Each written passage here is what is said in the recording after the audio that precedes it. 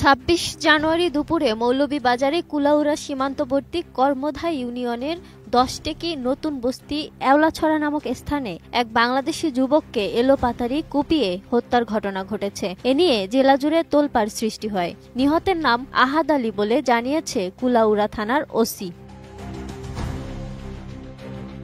জানা গেছে, জায়গা সংক্রান্ত বিষয়ে ভারতীয় কয়েকজনের সঙ্গে বাকবিতণ্ডা হয় বাংলাদেশি বাসিন্দা আহাদ আলীর। এক পর্যায়ে ভারতীয় নাগরিক হায়দার আলী ও তার সহযোগীরা আন্তর্জাতিক সীমানা রেখার ৫ গজ ভেতরে ঢুকে এলোপাতাড়ি কুপিয়ে আহত করে আহাদ আলীকে।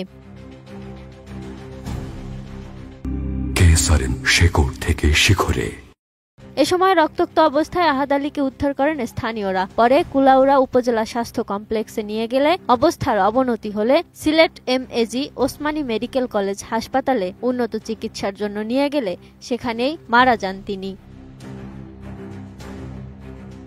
ঘটনা নিয়ে সীমান্তবর্তী এলাকার শিকরিয়া গ্রামের ইউপি সদস্য জানান, ভারতীয় নাগরিক হায়দার আলীর সঙ্গে নিহত আহাদের পারিবারিক সম্পর্ক রয়েছে, তবে জায়গা নিয়ে কোনো ধরনের সমস্যা রয়েছে তা তাদের স্পষ্ট নয়।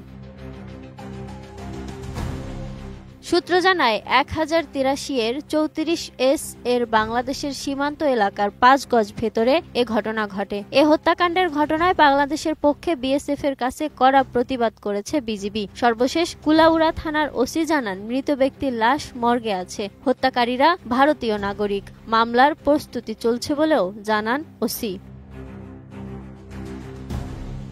ভারত বাংলাদেশের নানা সীমান্তে বেশ কিছুদিন ধরেই কাঁটাতারের বেড়া কিংবা জমি দখল নিয়ে বিজিবি বিএসএফ এর মধ্যে চলছে উত্তেজনা, যা ছড়িয়ে পড়ছে দুই দেশের সীমান্তে বসবাসরত নাগরিকদের মধ্যেও।